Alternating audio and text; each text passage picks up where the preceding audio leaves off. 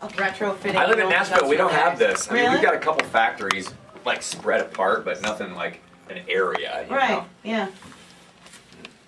Y94, it's Rihanna and staying at 744 Y94. You know the Syracuse Nationals are in town this weekend, and so Mike Wolfe from American Pickers is with us before his visit to our friends at the State Fairgrounds, and we're so excited to have you here. Thanks for Mike Wolfe! I'm excited to be here. This is a really cool neighborhood you're in. Isn't it great? It's beautiful. It's incredible. It's awesome. One of those old industrial areas retrofitted Yeah, for I like today. that big iron bridge that you cross to get in here, and then you have to go across the moat. Just don't fall in. Yeah, exactly. Well, let's talk about you a little bit. How long have you been a picker? How long have you done this? Oh my gosh, 25 years now. And I pitched the show for 4.5 years. Mm-hmm. A lot of people are like, how'd you get on TV? And it was just such a crazy story, but it was a 4.5 year process, and I was filming myself.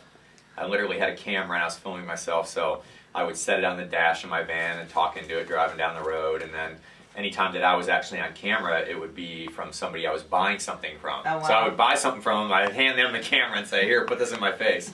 So that was kind of an interesting process, but you know, history gave us a shot, and here we are today. I'm in my 5th season. Awesome. And have you ever picked in the Northeast before?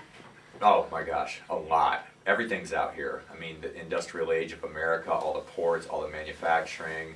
I mean, everything is on the East Coast. So I made my living on the East Coast, you know, way before the show. I was locating motorcycles for a couple different museums and just buying antiques in general, and that's what took me to the East Coast. I can remember the first time I ever came out here was Harrisburg, PA. I picked up a 1912 Excelsior from a museum, the National Motorcycle Museum, and I just remember going through the tunnels and on the roads and through the woods, and I was just like, this is so beautiful, because I hadn't been any farther than Ohio at that point. It's pretty cool. And how does it differ, like, from the Northeast, from the stuff you might find in the South, for example? Like, Well, it does vary from region to Like, region, I live in doesn't it? Nashville, yeah, Right. and it's tough to find stuff down there, and it's even tougher to find stuff out west. I mean, the farther west people went, the less they brought. And down south, you hit the back roads, and, you know, in Alabama and Mississippi, Tennessee, people didn't have a lot. Right. You know, they didn't have a lot, so they didn't have a lot now. And the thing is, too, they hold family history so close to themselves. Like, if they have anything at all, they would never turn it loose. Like, I've come across some really cool primitive furniture that was made by a relative, but they would absolutely never sell it, you know.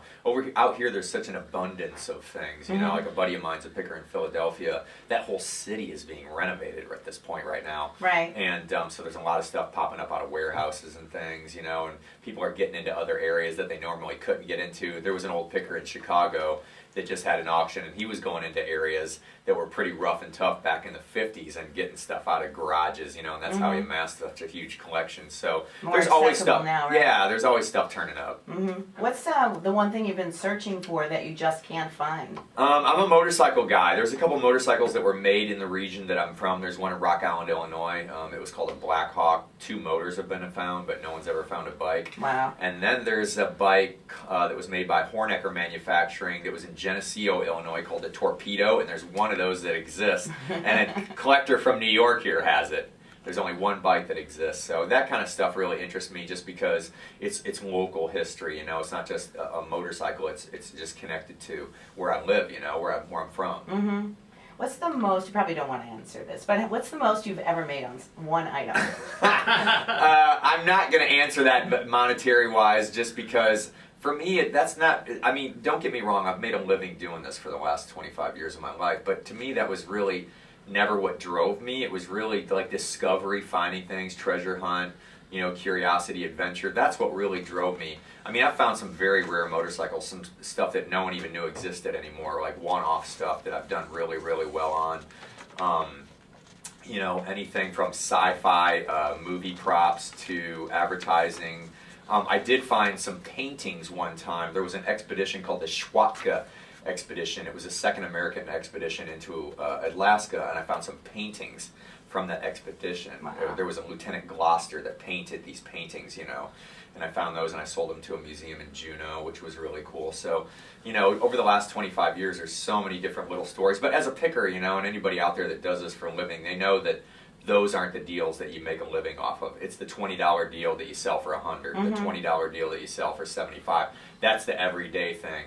You know, people come up all the time. They're like, "Oh my gosh, one time I found a painting in the garbage, and I sold it for $300." I'm like, imagine having to do that every day. Right, right. You know, because that's what you really have to do every day or every week to make a living at this. Wow. Well, if you don't mind, we brought a few things that we own, and one I'm hoping to either retire today, or maybe it won't be 25 years down the road. But we have these bandstands that are from the Duke Ellington World Tour in 1963, and they come in the box that they were originally shipped in. I think they came from Denmark, I believe, and the shipping, the air cargo. Yeah, they're incredible. I mean, label. that's the first thing I noticed when I came into the studio here. Right. I was looking at it, I was like, what are those, you know?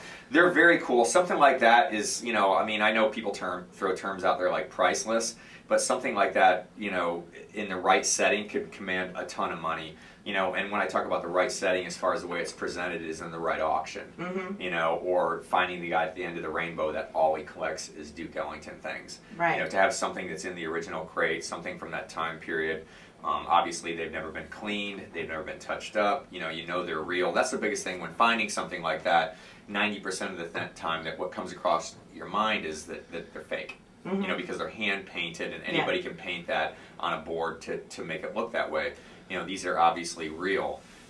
That tour, by the way, was cut short because of the assassination of President Kennedy, and Duke Ellington actually ended up going to write the music for his memorial service. So I think that's kind of a cool story that's associated with these. He actually just left these here after a performance at the State Fair, the State Fairgrounds you'll be at. So just kind of a cool thing. So you look for the right people that Yeah, I mean, automatically, I mean, what comes into mind to me, like if I would just see them like this, there's, what is there, 1, 2, 3, 4, 5, 6, it looks like there's maybe 7 of them in there.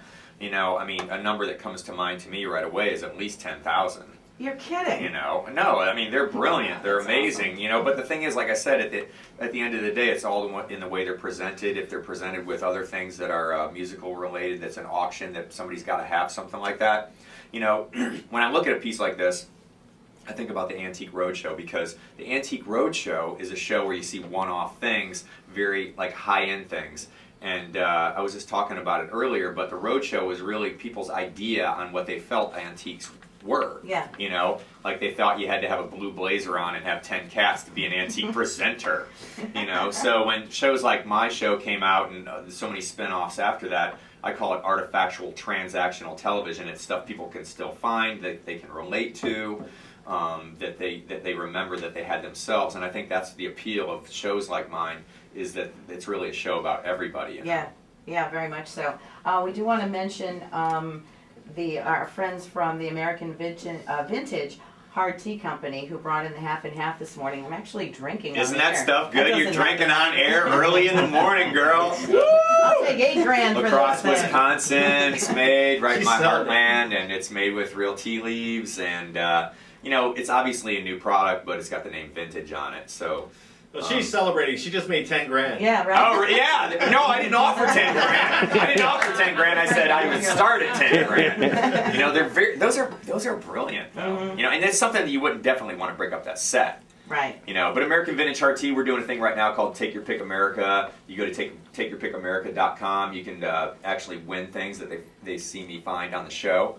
You know, there's some really cool items, and I've been hooked up with these guys for, gosh, almost a year now. And when you think of vintage, especially this time of year, back roads, drive-ins, barbecues, all that kind of stuff, you know, you got to have a hard tea in your hand, you know. I mean, that's just the American way to do it, you know what I'm saying? Well, today at 9, you're going to be signing autographs on site at the Nationals. And 11:30, you're going to be at a couple of places. Tops Grocery, then you're going to Hafner's. You're going to love it there.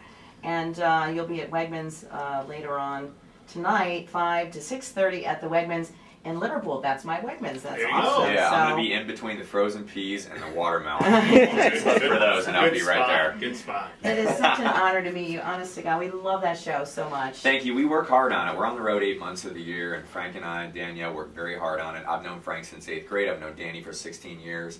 And, you know, we're just keep on keeping on. We're on season 5 now, and people love it, and we love what we do. That's awesome. Thank you, Mike Wolfe. Thank It's you. 7:54. Y94 News is next. Bam. Yeah, man. Yeah. You killed it. It's wonderful. Awesome. So cool, man.